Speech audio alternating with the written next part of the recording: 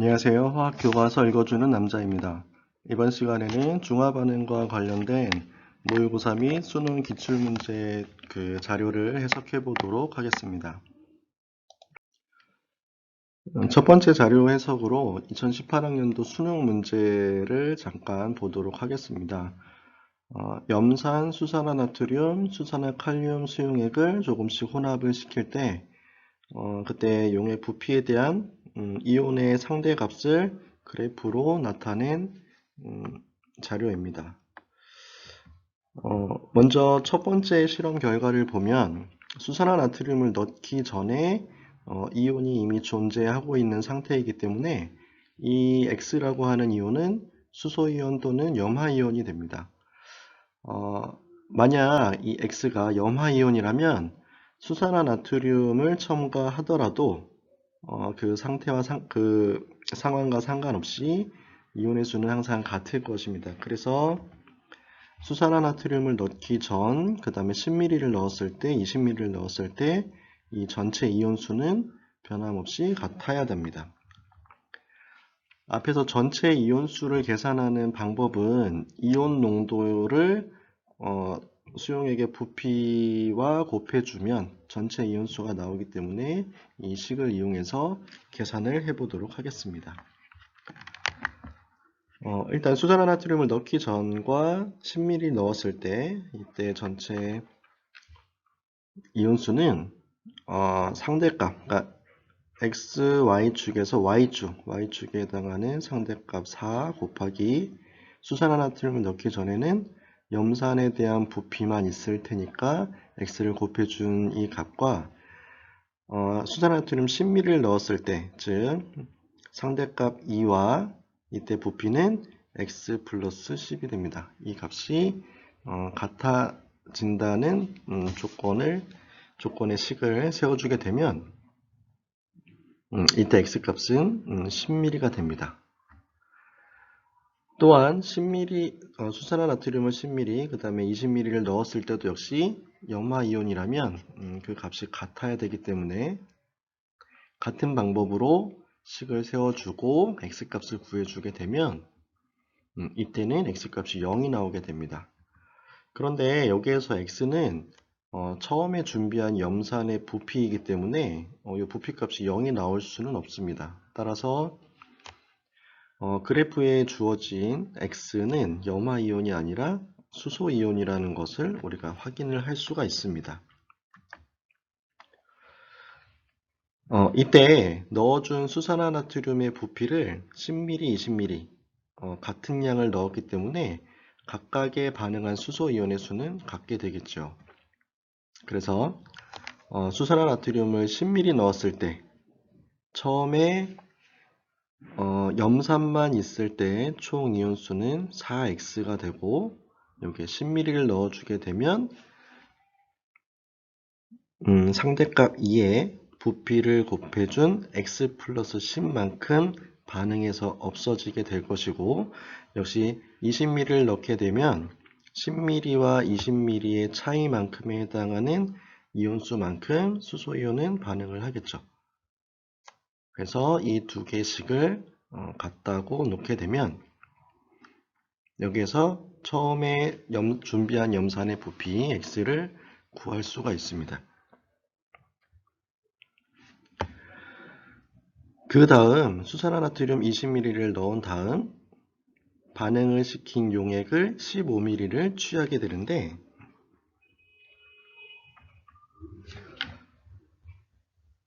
이때 수산화나트륨을 넣기 전 수소이온의 총 개수는 80N개가 될 것이고 그 다음에 수산화나트륨 10ml를 넣었을 때는 60N 그리고 20ml를 반응시켰을 때 수용액에 남아있는 수소이온의 개수는 40N개가 남아있게 됩니다. 즉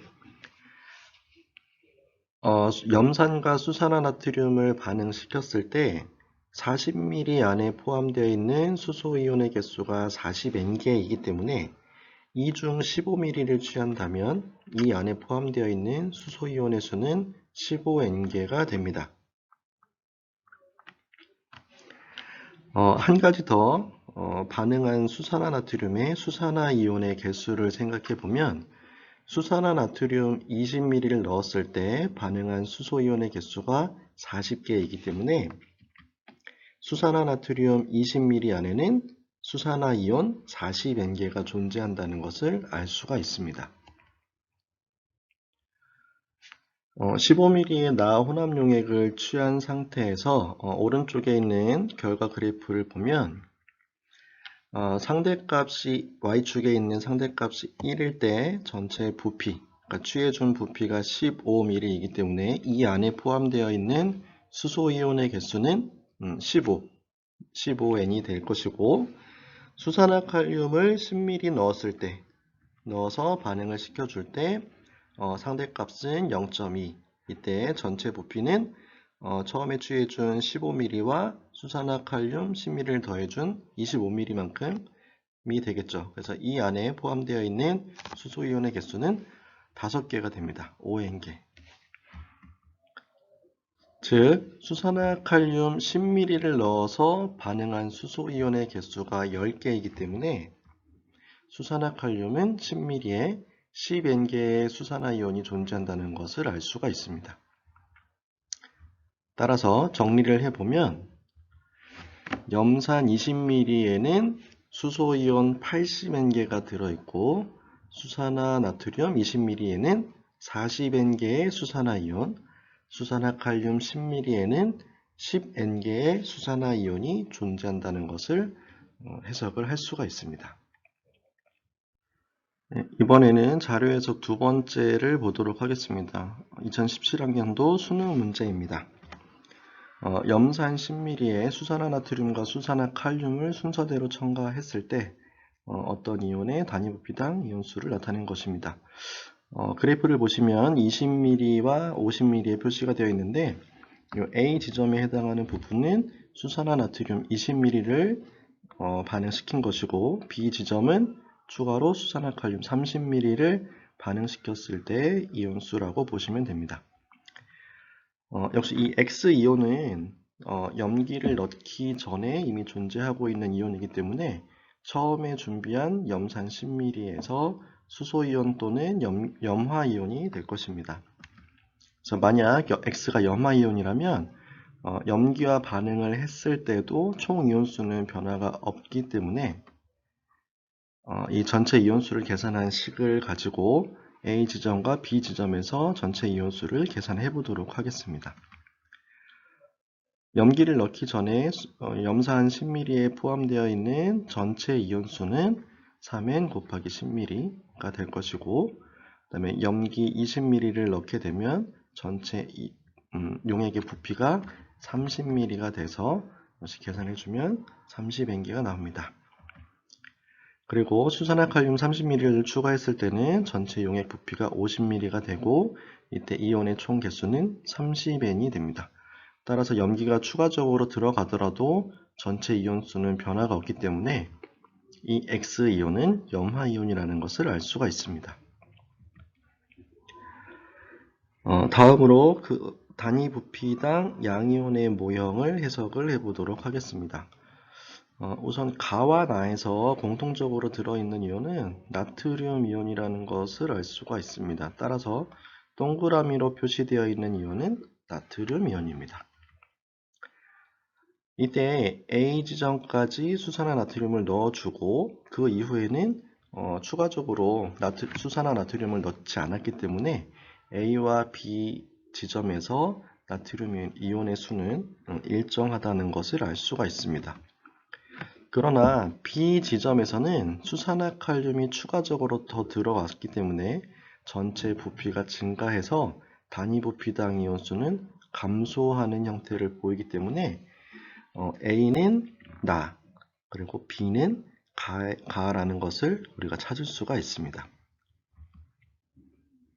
따라서 세모 모양은 수소이온이 되고 네모 모양은 칼륨이라는 것을 알 수가 있습니다. 이제 가와 나 지점이 각각 B와 A라는 것을 확인을 했기 때문에 각 지점에서 반응한 이온수를 생각해 보도록 하겠습니다. 우선 A 부분에서는 전체 용액의 부피가 30ml이기 때문에 전체 이온수는 나트륨은 4N 곱하기 30ml, 그리고 수소이온은 2N 곱하기 30ml로 계산을 해주게 되면 반응 후에 남아있는 이온수가 수소이온은 60N, 그 다음에 나트륨 이온은 120N이 됩니다. 나트륨 이온은 구경꾼 이온이기 때문에 처음에 넣어준 양과 반응 후 이온수가 같을 것이고, 그 개수만큼 수산화이온도 존재하기 때문에 수산화이온도 120N이 됩니다. 여기에서 수소이온은 수산화 나트륨에 포함되어 있는 수산화이온과 반응 후 남아있는 개수이기 때문에 처음에 들어간 수소이온의 수는 180N이 될 것이고, 같은 수만큼 염화이온도 존재하게 됩니다.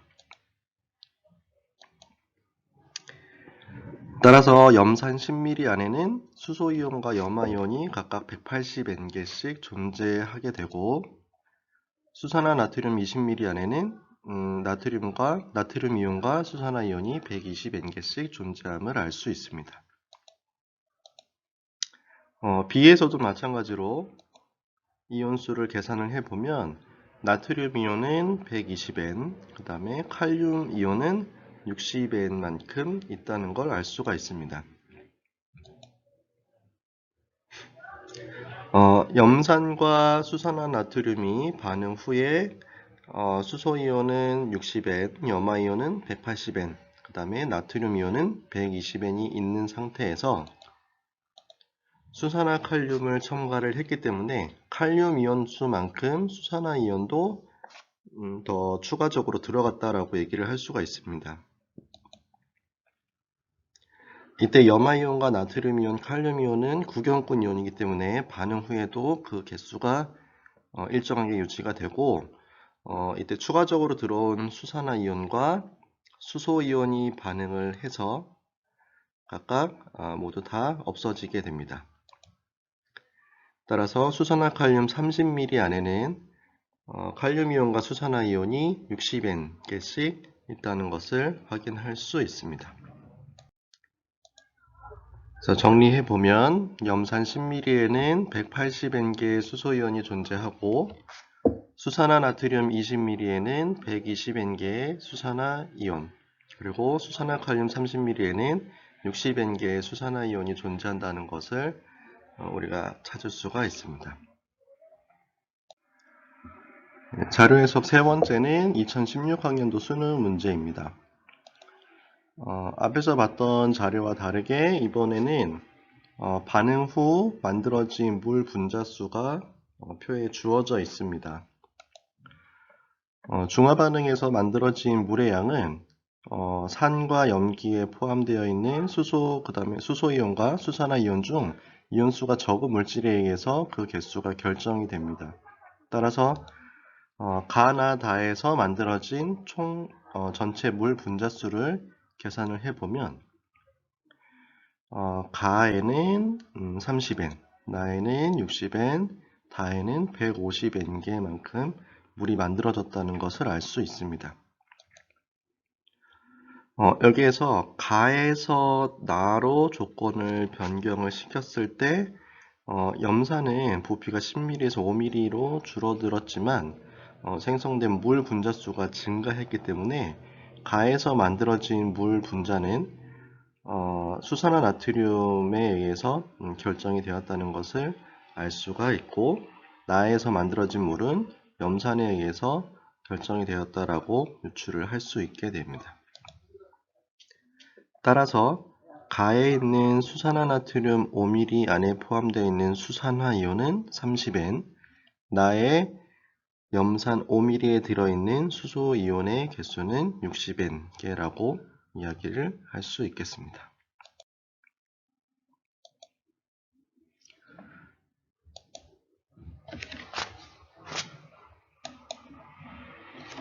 따라서 다의 조건에서 염산 15ml 안에는 수소이온 180N개가 포함이 되어 있고, 수산화나트륨 10ml에는 수산화이온 60N개가 포함되어 있다라고 얘기를 할 수가 있습니다. 이때 다에서 만들어진 물 분자수가 총 150개인데 만약 염산에 있는 수소이온이 모두 반응을 했다면 생성되는 물 분자수는 180N개가 되어야 합니다. 하지만 150N개의 물 분자가 생성이 되었기 때문에 염기에 있는 수산화이온이 모두 반응해서 물이 만들어졌다라고 우리가 얘기를 할 수가 있겠습니다. 따라서 다에 있는 염산의 수소이온 180N개 그리고 수산화나트륨의 수산화이온이 60N개 그리고 물 분자가 150개가 만들어지려면 수산화칼륨에 포함되어 있는 수산화이온이 90N개가 되어야 한다는 것을 우리가 알 수가 있습니다. 따라서 칼륨이온도 90N개만큼 포함이 될 것입니다. 정리해보면 염산 5ml에는 60N개의 수소이온이 존재한다는 걸 알 수가 있고 수산화나트륨 5ml에는 30N개의 수산화이온 그리고 수산화칼륨 5ml에는 90N개의 수산화이온이 존재한다는 것을 알 수 있습니다. 자료 해석 네 번째는 2015학년도 10월 모의고사입니다. 문제를 보시면 세 가지 물질을 혼합을 시키고 단위 부피당 양이온이 모형으로 주어져 있는 자료입니다. 역시 전체 이온수를 계산을 해서 각각의 모형이 어떤 이온인지 파악을 해보도록 하겠습니다. 우선 가에 들어있는 동그라미 모형은 두 개가 표시가 되어 있고 이때 전체 부피가 50ml이기 때문에 가 안에는 100N개만큼 이온이 들어있다라고 생각을 해보도록 하겠습니다. 같은 방법으로 세모도 역시 계산을 해주면 100N개가 포함이 되어 있고 별표는 50N개가 있다라고 얘기를 할 수가 있습니다. 나에서는 동그라미가 4개가 표시가 되어 있고 전체 부피는 100ml이므로 나 안에 동그라미 이온이 400N개만큼 있다고 할 수 있습니다. 역시 세모도 같은 방법으로 계산을 해주면 100N개, 별표는 없습니다. 주어진 표에서 가와 나에 들어있는 수산화나트륨의 부피가 같기 때문에 이때 이온의 수도 변함이 없겠죠. 따라서 세모는 나트륨 이온이라는 것을 알 수가 있습니다.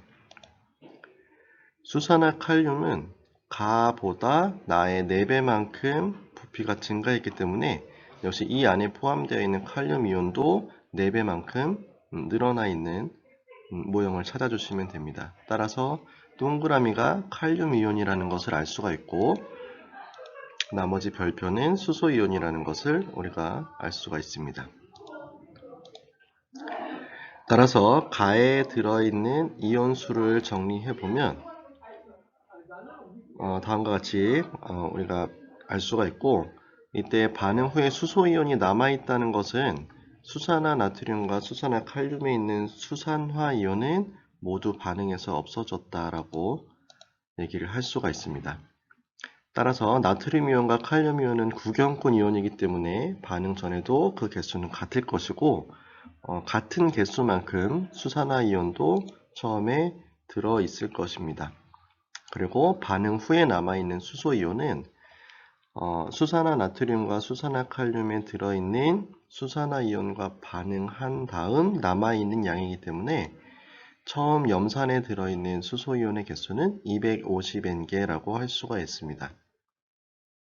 역시 염화이온은 구경꾼 이온이기 때문에 처음에 들어간 수소이온과 같은 개수만큼 포함이 되어 있겠죠. 나에서도 같은 방법으로 생각을 해보면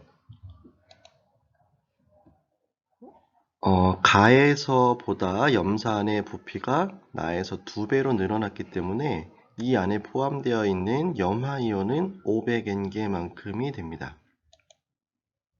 그리고 나트륨이온과 칼륨이온은 구경꾼 이온이므로 남아있는 개수만큼 역시 처음에 들어갔다라고 생각을 할 수가 있고 염화이온만큼 수소이온도 포함이 되어 있으므로 수소이온은 500N, 그리고 각각 나트륨이온과 칼륨이온만큼 수산화이온이 포함이 되어 있습니다.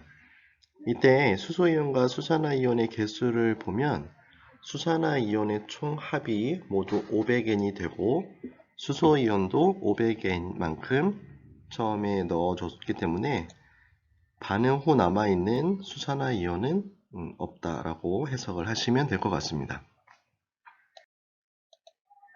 따라서 정리를 해보면 염산 10ml에 125N개의 수소이온이 존재하고 수산화나트륨 10ml에는 50N개의 수산화이온이 존재합니다. 그리고 수산화칼륨 10ml에는 100N개의 수산화이온이 존재한다는 것을 알 수가 있습니다. 지금까지 화학교과서 읽어주는 남자였습니다. 감사합니다.